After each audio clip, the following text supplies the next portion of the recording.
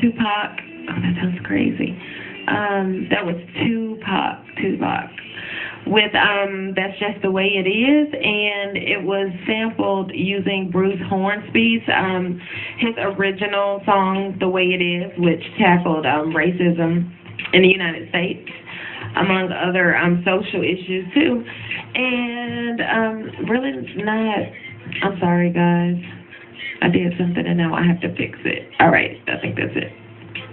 Alright, so speaking of rappers, Tupac, rest in peace, I ran across this article that I wanted to share with y'all, and it's entitled Top 10 Reasons Why Rap Artists Go Broke. And it was a really, it's a really good article. It just starts off by saying our one infamous skit from Dave Chappelle is when he did when Keeping It Real Goes All Wrong segment, and it was pretty funny. But at any rate, so here are the top 10 reasons why rap artists, especially, why they go broke. Number one, they don't understand business. Number two, they don't read their contracts, which is very true. Number three, they don't read anything. And so we can stop right there. It's so hard when you're trying to explain to an artist that business is just as important as your talent. And however talented you are, if you don't have that business mindset, or if you don't have the right people, you may not know business and know contracts as well as you should, but if you don't have those people around you, then you're going to get, not only are you going to get screwed, but you're just really going to get taken advantage of, and there's no reason for that. It was funny the way that this author, let me shout him out. The writer is James Walker. He is an attorney in Atlanta. And you can follow him on Twitter. His Twitter handle is @JamesLWalkerESQ for Esquire. But it's funny the way Mr. Walker actually numbered these top 10 simple reasons. He's like, they don't understand business, number one. They don't read their contracts, number two. And then number three, they don't read anything. And I picked up his humor in that.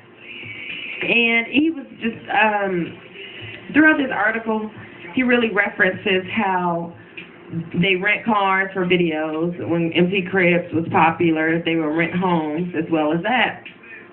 And he mentioned that not too long ago, in a New York Times interview, Jay-Z truthfully shared that there are only 10 guys in the rap game making real money. So when you hear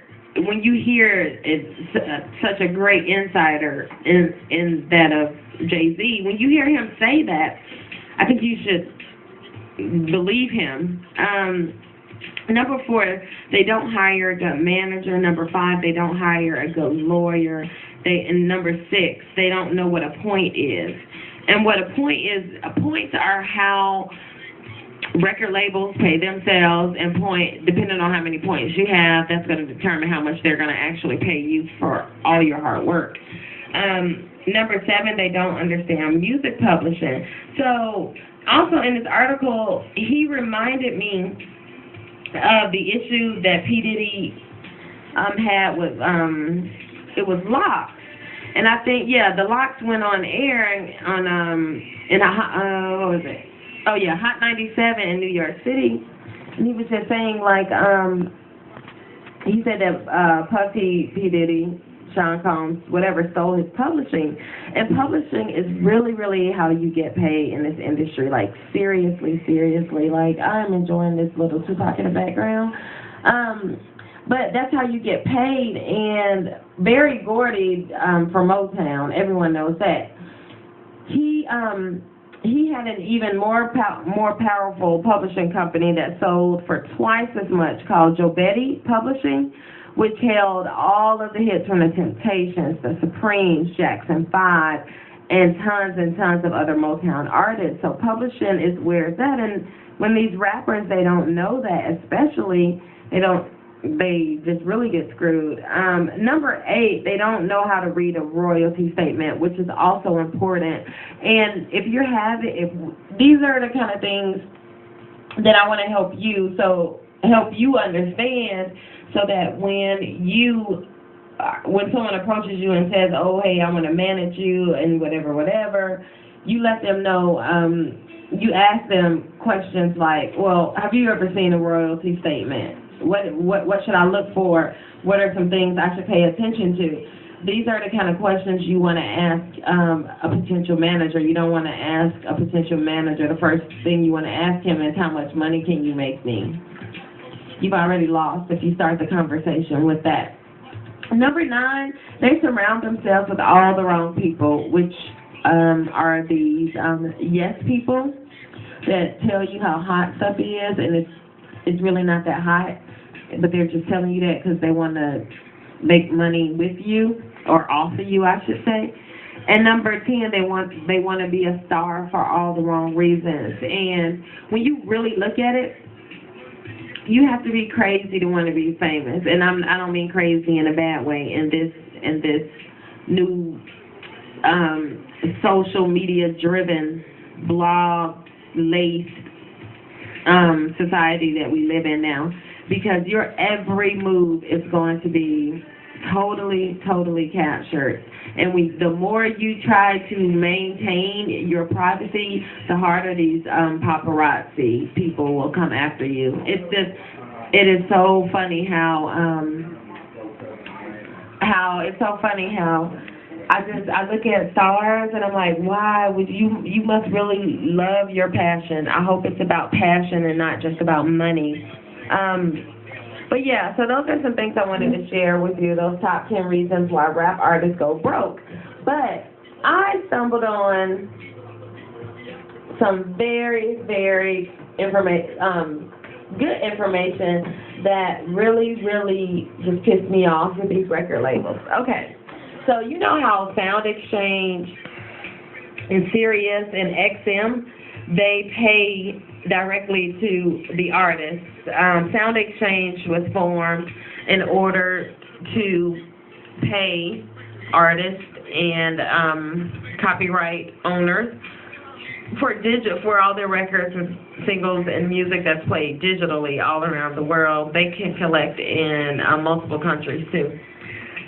But now what these record labels are wanting to do, they're trying to tap, because Sound Exchange paid out $88 million this last quarter and this year for in royalties, digital online royalties, $88 million this last quarter. So now, here go the record labels, and now they want to offer Sound Exchange and Sirius and XM. What they're trying to do is make themselves the middleman, because as an artist, independent artist, you can just get your Sound Exchange money straight from Sound Exchange. What are the labels going to do? Realize Sound Exchange just sent out $88 million worth of royalties. Now they want to insert themselves into that process. What pisses me off is that they will not let an artist just make the money that they should make, because they're the artists. They're the ones that are singing and dancing and sometimes starving themselves and eating the lemons all day. And it's like they just get greedier and greedier and greedier. Like the 360 deal came up with that to be able to collect in different aspects of artistry. Like if you got a commercial, an endorsement, clothing line, perfume line, fragrance line, if you got this, that, you got products coming out, the record labels now, they get a piece of all of that, and their logic is, we have to make up for the fact that CDs aren't selling. Okay, I still don't buy it. I still don't agree with it. But now I'm like, okay, every musician, the title goes, warning, every musician's digital performance royalties are at risk. The labels just want to insert themselves again. It was going from Sound Exchange to artists, and now the labels want Sound Exchange, record label, artists. And not only are they trying to insert themselves as the middleman in this, Sound Exchange pays you very fair rates. If the labels come in, those rates are going to decrease because that's how the labels are going to get their money. It just pisses me off to no end. I really want my indie artists major artists too, to really look at this because they're just going to take over this too. But then I